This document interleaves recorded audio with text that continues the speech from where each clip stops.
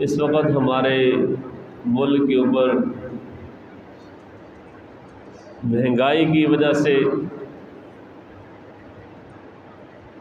بہت سخت حالات ہیں، لوگ بہت مشکلات سے دوچار ہیں۔ ہر آدمی مہنگائی کا رونا رو رہا ہے، چاہے وہ امیر ہے یا غریب ہے، وہ تاجر ہے یا خریدار ہے۔ ایک وقت تھا کہ گھر کے کھانے پر والے افراد 15-20 بھی ہوتے تھے، ایک کمانے والا کافی ہوتا تھا۔ لیکن آج کمانے والے زیادہ ہیں، لیکن اس کے باوجود لوگ طرح طرح کی پریشانیوں کا سامنا کر رہے ہیں، اور اب تو فیملیاں بھی مختصر ہو گئی ہیں۔ پہلے تو بڑی بڑی فیملیاں ہوتی تھیں۔ تو آج کی نشست میں مہنگائی کے اسباب کا قرآن و سنت کی روشنی میں جائزہ لیتے ہیں، اور اس کی حل کی طرف بھی آتے ہیں۔ اس معاشی بحران کے بہت سارے اسباب ہیں، ان میں سے سب سے بڑا اور پہلا سبب وہ اللہ جل شانہ نے 16ویں پارے کے آخر میں سورہ طٰہٰ کی آیت نمبر 124 میں بیان فرمایا ہے کہ وَمَنْ أَعْرَضَ عَنْ ذِكْرِي فَإِنَّ لَهُ مَعِيشَةً ضَنْكًا وَنَحْشُرُهُ يَوْمَ الْقِيَامَةِ أَعْمَىٰ، کہ جو آدمی بھی، جو لوگ بھی، جو قوم بھی، اللہ فرماتا ہے میرے ذکر یعنی قرآن و حدیث سے، ان کے اندر موجود احکامات سے وہ اعراض کریں گے،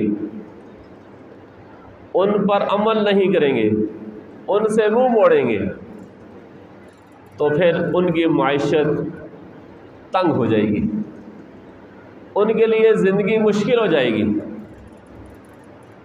ان کے لیے یہاں پہ جینا دوبھر کر دیا جائے گا۔ وَنَحْشُرُهُ يَوْمَ الْقِيَامَةِ أَعْمَىٰ، اور قیامت کے دن ہم ان لوگوں کو اندھا کر کے اٹھائیں گے۔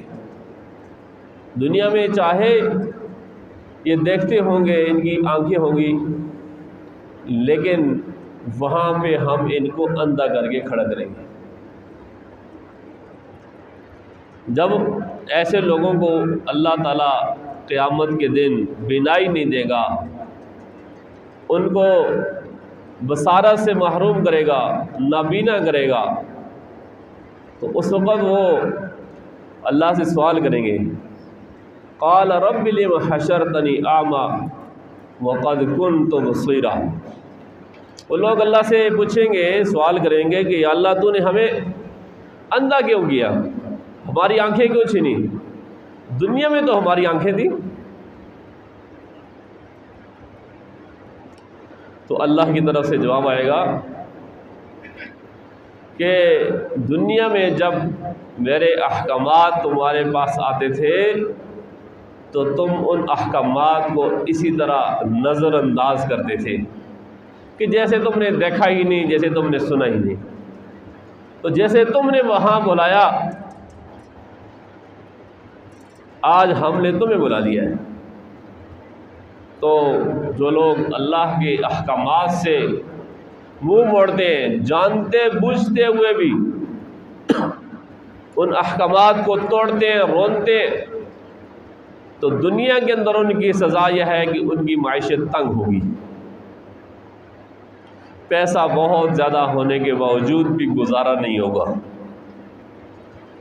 یہ وہ چیزیں ہیں جو ہم خود کر سکتے ہیں، ایک ہے حکومتوں کی تبدیلی، حکومتوں کی وجہ سے یہ سب کچھ ہونا، وہ ہمارے بس میں نہیں ہے۔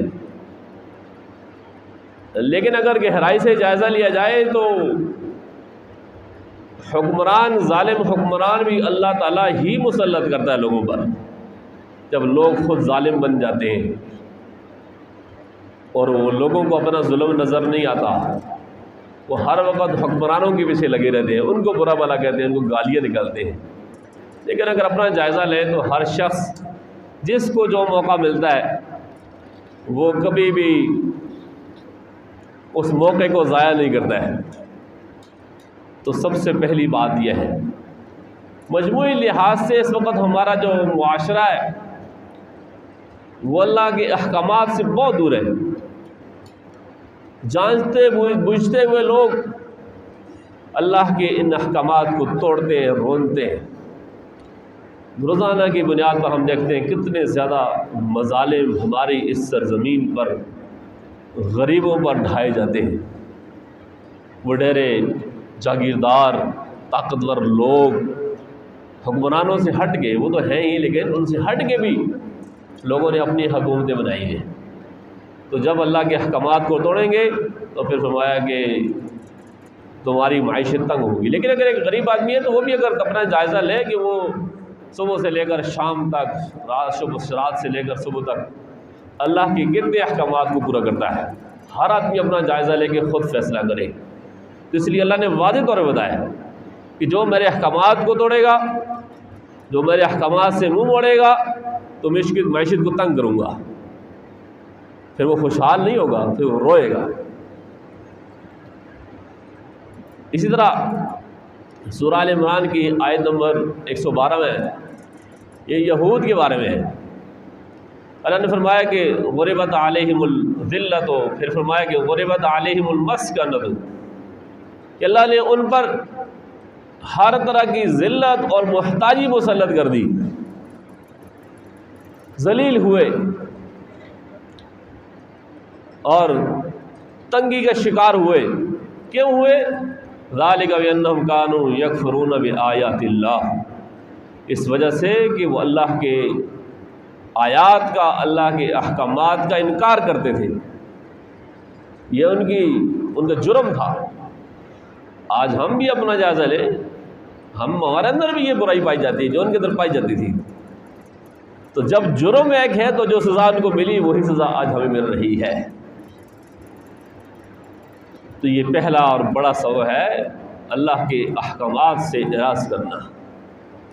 تو جب قوم اللہ کے احکامات کی طرف آ جائے گی تو پھر اللہ تعالیٰ حالات بدلے گا، حکمرانوں کو تبدیل کرے گا، حکمرانوں کے دلوں کو تبدیل کرے گا۔ دوسرا سبب ہے اللہ تعالیٰ کی نافرمانی اور گناہ۔ اس کی وجہ سے بھی اللہ تعالیٰ انسانوں پر بعض اوقات دنیا میں عذاب مسلط کرتا ہے۔ سورہ روم کی آیت نمبر 41 ہے، جس میں اللہ نے فرمایا کہ ظہر الفساد فی البر والبحر بما کسبت ایدی الناس،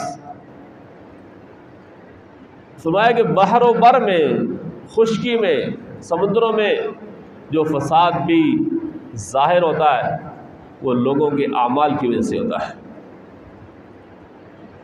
اور یہ عذاب کیوں ہے؟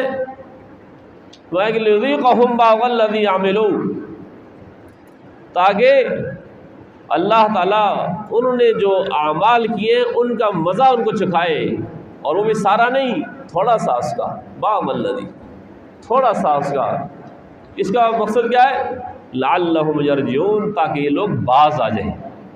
تو اللہ تعالیٰ دنیا میں مشکلات اس لیے لاتا ہے کہ تاکہ لوگوں نافرمانی سے بچ جائیں، مزید نافرمانی کی طرف نہ جائیں، اور یہی مقصد ہے تاکہ لوگ باز آ جائیں۔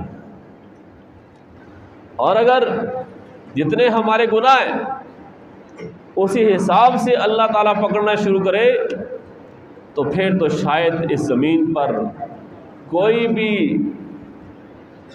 رہنے کے قابل نہ ہو۔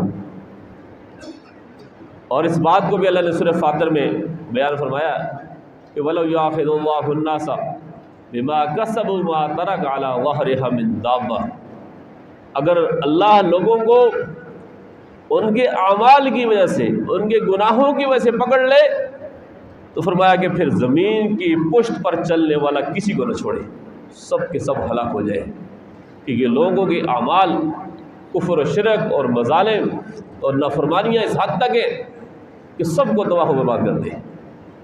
لیکن اللہ تعالیٰ ایسا نہیں کرتا، اللہ کی رحمت غالب ہے اس کے غصے پر، تو جتنے لوگ گناہ کرتے ہیں اس حساب سے اللہ جل شانہ عذاب نہیں دیتا، ہاں کبھی کبھار تھوڑی سی جھلکی دکھاتا ہے۔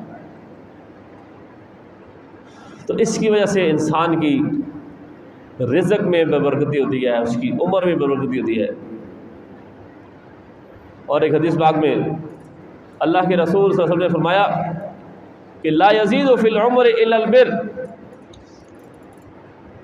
کہ عمر میں اضافہ وہ صرف اور صرف انسان کی نیکی کر سکتی ہے۔ انسان جو نیک اعمال کرے گا اس کی وجہ سے اس کی عمر میں اضافہ ہو سکتا ہے۔ ولا يرد القدر الا الدعاء، تقدیر کو بدلنے والی چیز صرف دعا ہے۔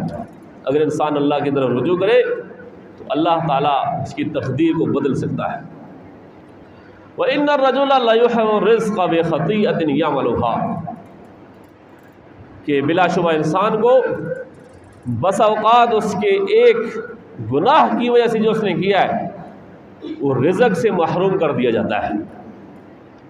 تو انسان کے اعمال، اس کے گناہ، اس کی برائیاں، یہ بھی انسان کی رزق سے محرومی کا باعث ہوتی ہیں۔ تو انسان جو گناہ کرتا ہے وہ یہ بھول جاتا ہے کہ شاید یہ ختم ہو گیا، نہیں، یہ گناہ لکھا گیا ہے، یہ ریکارڈ ہو گیا ہے، اور اس انسان کی زندگی پر اس کے برے اثرات مرتب ہوں گے، وہ ختم نہیں ہو گیا، وہ ڈیلیٹ نہیں ہو گیا۔ تو اس لیے رزق میں جو تنگی ہے، جو معاشی بحران ہے، اس کا ایک سبب انسان کے گناہ اور اعمال بھی ہے۔ ہم صرف ظاہری چیزوں کو دیکھتے ہیں نا، وہی وابڈا نے بجلی مہنگی کر دی، مہنگائی ہو گئی، حکومت نے پیٹرول مہنگا کر دیا، یہ ہوا، لیکن ہم اپنے اعمال پہ نہیں سوچتے، ان کی طرف نظر نہیں کرتے۔ اپنے اعمال کو ضرور دیکھنا چاہیے۔ تیسرا سبب وہ معاشی بحران کا، اس مہنگائی کا، وہ انسان کی ناشکری بھی ہے۔ اللہ نے واضح طور پر فرمایا کہ لئن شکرتم لازیدنکم، اگر تم میرا شکر ادا کرتے رہو گے تو میں تم پر اپنی نعمتیں مزید بڑھاتا رہوں گا۔ ولئن کفرتم ان عذابی لشدید، لیکن اگر تم ناشکری کرو گے تو پھر میری پکڑ بڑی سخت ہے۔ وہ پھر وہ یہی پکڑ ہوتی ہے کہ انسان معاشی مسائل کا شکار ہو جاتا ہے، اس کے پھر اخراجات ہی پورے نہیں ہوتے۔ چوتھا سبب ہے تقسیم الہی پر عدم رضامندی۔ اس کائنات کے اندر اللہ جل شانہ نے مختلف لوگوں کی مختلف ڈیوٹیاں لگائی ہیں، یہ بھی اللہ کی طرف سے تشکیلات ہیں، اور سب انسان ایک دوسرے کے خادم ہیں۔ اور مال و دولت کو بھی اللہ نے تقسیم کیا لوگوں پر اپنی حکمت کے ساتھ، کسی کو کم دیا، کسی کو زیادہ دیا۔ لیکن بعض اوقات انسان جو کچھ اس کے پاس موجود ہوتا ہے اس پر راضی نہیں ہوتا، رب کی رضا پر، وہ رب کی تقسیم پر راضی نہیں ہے، وہ گلے شکوے کرتا رہتا ہے اللہ تعالیٰ کے بارے میں۔ تو اللہ کے رسول صلی اللہ علیہ وسلم نے ارشاد فرمایا کہ ان اللہ یبتلی عبدہ بما آتاہ، کہ بلا شبہ اللہ تعالیٰ اپنے بندے کو دے کر آزماتا ہے۔ فمن رضی بما قسم اللہ لہ بارک اللہ لہ فیہ ووسعہ، جو آدمی اللہ کی تقسیم پر راضی ہو جائے اللہ تعالیٰ اسے برکت اور وسعت سے نوازتا ہے۔ جو اللہ نے اس کے لیے لکھا، تقسیم کر دیا، وہ اس پہ راضی ہے، تو اللہ تعالیٰ اس کے اس مال میں مزید وسعت عطا فرماتا ہے اور اس میں برکت ڈالتا ہے۔ وَمَن لَّمْ يَرْضَ لَمْ يُبَارِكْ لَهُ، جو آدمی اللہ کی تقسیم پر راضی نہیں ہے تو اللہ تعالیٰ اسے برکت بھی نہیں دیتا، اس کے مال میں پھر وسعت بھی، فراخی بھی نہیں ہوتی ہے۔ اس لیے انسان کو رب کی تقسیم پر راضی رہنا چاہیے، راضی رہے گا تو مال میں برکت بھی ہوگی، وسعت ہوگی۔ اگر گلے شکوے کرے گا لوگوں کے سامنے تو پھر اللہ تعالیٰ اس سے برکت کو ختم کر دے گا۔ پانچواں سبب ہے معاشی بحران کا، رزق کی ناقدری، کہ رزق لوگ ضائع کریں، اس کی وجہ سے بھی انسان کے رزق میں کمی آتی ہے۔ انفرادی طور پر بھی اگر ہم دیکھیں اپنے گھروں میں اپنی حد تک، تو ہم بہت زیادہ رزق کی ناقدری کرتے ہیں، ضائع کرتے ہیں۔ اور اجتماعی طور پر خاص کر جو ہمارے ہاں پروگرام ہوتے ہیں، تقاریب ہوتی ہیں، شادی ہوتی ہیں، اس موقع پہ اگر دیکھیں تو کتنا سارا کھانا اور رزق ہم ضائع کرتے ہیں۔ اس کی وجہ سے بھی انسان کے رزق میں بے برکتی ہوتی ہے۔ اللہ کے رسول صلی اللہ علیہ وسلم نے ارشاد فرمایا کہ اذا ما وقعت لقمۃ احدکم فلیمط عنها الاذى ولیأکلها، جب تم میں سے کسی کا لقمہ گر جائے تو اسے صاف کرے اور کھا لے، اور ولا یدعها للشیطان، اس کو شیطان کے لیے نہ چھوڑے۔ اور پھر فرمایا کہ ہمیں حکم دیا گیا ہے کہ کھانے کے برتن کو صاف کریں، اور فرمایا کہ انکم لا تدرون فی ای طعامکم البرکہ، تم میں سے کوئی نہیں جانتا کہ کھانے کے کون سے حصے میں برکت ہے، ہو سکتا ہے اول میں ہو، درمیان میں ہو، یا آخر میں ہو۔ تو اس لیے آخر میں جب کھانا انسان کھا لے پلیٹ میں، برتن میں، تو تھوڑا بہت سالن رہ جاتا ہے تو اس کو بھی صاف کرنا چاہیے۔ ہمارے بزرگان دین جب کھانا کھاتے ہیں تو آخر میں برتن بالکل صاف ہوتا ہے، ایسے لگتا ہے کہ جسے دھویا ہوا ہے۔ وہ اس لیے کہ حکم دیا گیا ہے، ہو سکتا ہے کہ آپ کے رزق کی برکت اس آخری حصے میں ہو، تو ضائع نہیں کرنا۔ سالن جب ڈالے تو اتنا ڈالے پلیٹ میں جو آپ ختم کر سکیں، چاہے آپ کو 10 دفعہ ڈالنا پڑے۔ ہمارے ہاں جب شادی ہوتی ہے تو عجیب سا ایک ماحول بن جاتا ہے، اچھے خاصے پڑھے لکھے لوگ وہ بس کھانے پر ٹوٹ پڑتے ہیں، ایسا لگتا ہے کہ بھی ختم ہو جائے گا، اور زیادہ زیادہ ڈالیں گے اور بعد میں اس کو ضائع کر کے چھوڑ دیں گے۔ تو یہ بڑی رزق کی ناقدری ہے، اور اجتماعی طور پہ ہم اس کو کر رہے ہوتے ہیں اور ہم اس کو برا بھی نہیں سمجھتے، کسی کو کہتے بھی نہیں ہیں۔ تو جب اجتماعی طور پہ ایک گناہ ہم کر رہے ہوتے ہیں تو یاد رکھیے اس کا پھر جو وبال ہوتا ہے وہ بھی پھر اجتماعی ہوتا ہے، پھر معاشی بحران پھر سب پہ آئے گا، پھر مہنگائی اور اس رزق میں کمی سب کے لیے ہوگی۔ چھٹا سبب ہے کہ کھانا کھاتے وقت بسم اللہ نہ پڑھنا، اللہ کو یاد نہ کرنا۔ اللہ کے رسول صلی اللہ علیہ وسلم کی ایک حدیث ہے، فرمایا کہ جب بندہ اپنے گھر میں داخل ہوتے وقت اور کھانا کھانے کے وقت وہ اللہ کا نام لیتا ہے، وہ بسم اللہ پڑھتا ہے، اللہ کو یاد کرتا ہے، تو پھر شیطان اپنے ساتھیوں سے کہتا ہے کہ تمہارے لیے اس گھر میں نہ رات گزارنے کی کوئی جگہ ہے اور نہ تمہارے لیے اس میں کھانا ہے، اس لیے یہاں سے چلے جاؤ، مطلب یہ ہے۔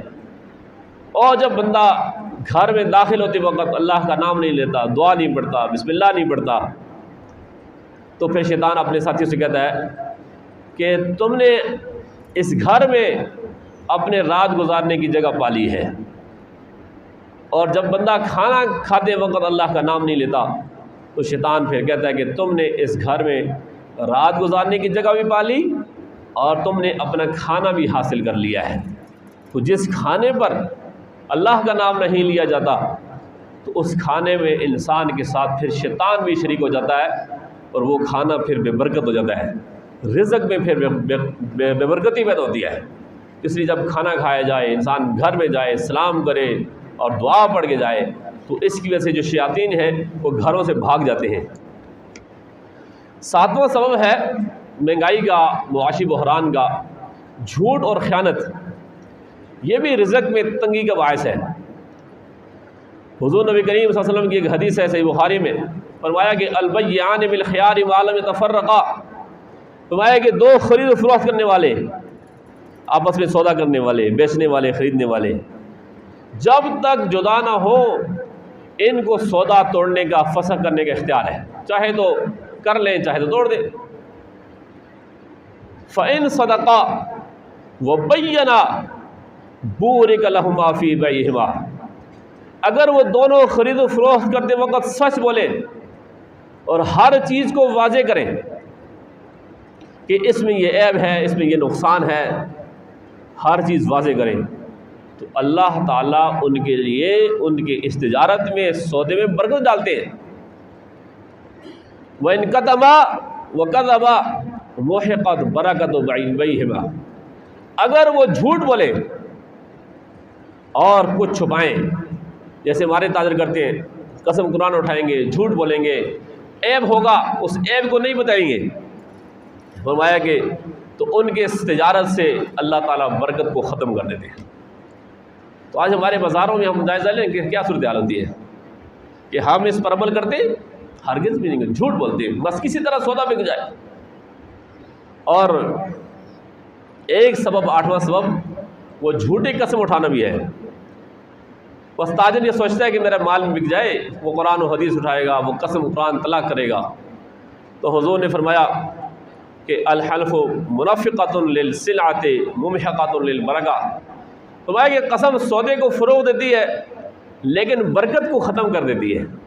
آپ کو سودا تو بک جائے گا وقتی طور پہ، لیکن اس سودے میں، اس کاروبار میں برکت بالکل نہیں ہوگی، اللہ تعالیٰ اس برکت کو ختم کرتے ہیں۔ اس لیے ہم کہتے ہیں، بعض اوقات ڈانٹتے ہیں تو لیکن لوگ نہیں باز آتے، اور سودا بیچنے کے لیے جھوٹ بولیں گے تو ایسے آدمی سے نہیں خریدنا چاہیے جو بغیر کسی مطالبے کے بلا وجہ وہ قسمیں اٹھاتا ہو، ایسا آدمی جھوٹا ہوتا ہے۔ 9واں سبب ہے ناپ تول میں کمی کرنا۔ جو لوگ ناپ تول میں کمی کرتے ہیں اللہ تعالیٰ ان کو بھی مہنگائی کے عذاب میں مبتلا کرتا ہے، معاشی بحران میں مبتلا کرتا ہے۔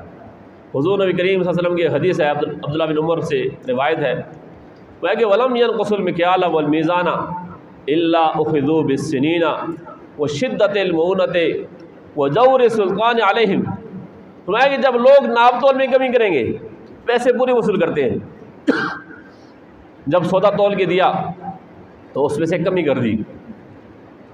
یہ ریڈی والے بھی ایسا کرتے ہیں، فروٹ پہلے سے ڈال کے رکھا ہوتا ہے، بہت ساری آپ نے بھی ویڈیوز دیکھی ہوں گی، پہلے سے آدھا خراب، اور ایک ریڈی والا بھی اس حد تک چلا گیا ہمارے ملک میں، اس حد تک ہم لوگ گر گئے، تو باقی تو پھر کرتے ہی ہیں۔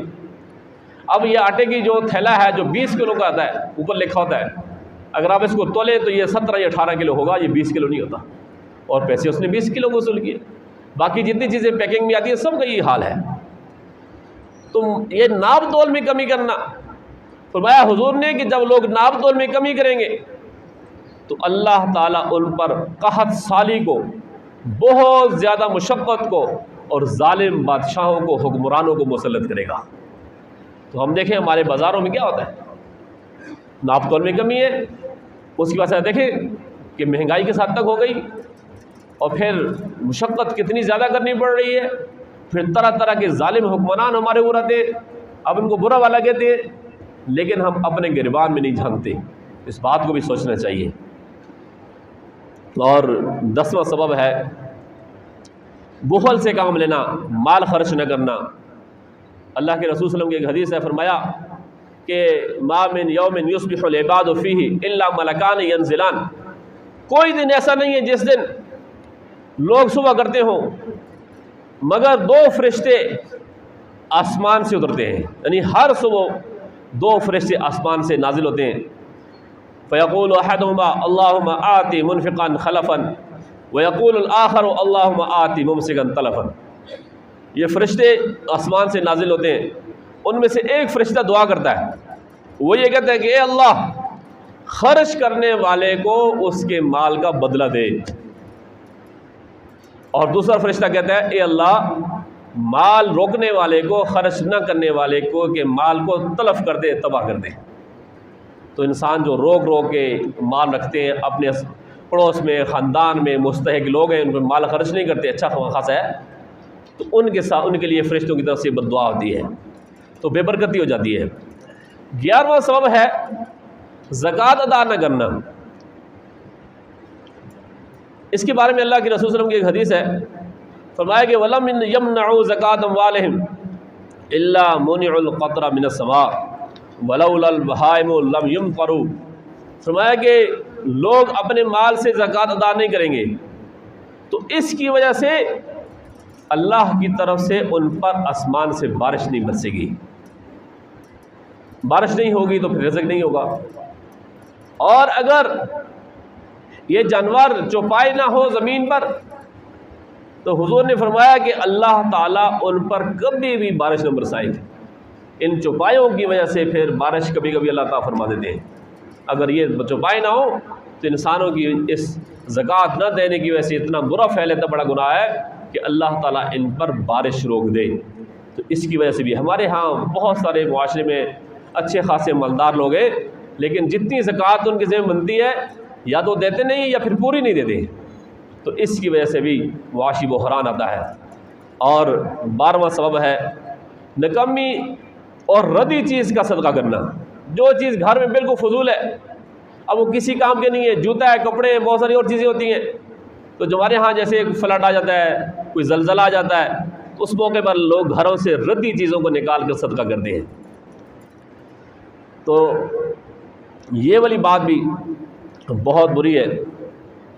ایک آدمی، تفصیل ہے، لمبی حدیث ہے، حضور نے صلی اللہ علیہ وسلم نے ایک آدمی کو صدقہ وصول کرنے کے لیے بھیجا، تو جب وہ ایک آدمی کے پاس گیا تو اس نے صدقے کے طور پر اسے کمزور سی اونٹنی دی، بالکل کمزور سی، اچھے اونٹوں میں سے۔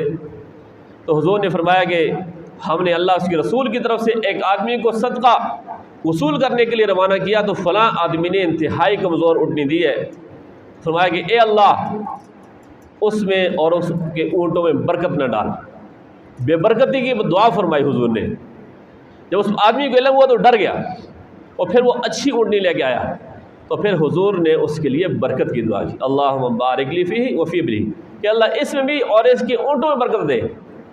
تو یہ اس حدیث کا مقصد یہ ہے کہ اگر ہلکی ردی چیزیں صدقہ کریں گے تو پھر مال میں برکت نہیں ہوگی، اچھی چیزیں صدقہ کریں گے تو پھر مال میں برکت ہوگی، کیونکہ حضور نے دعا فرمائی ہے۔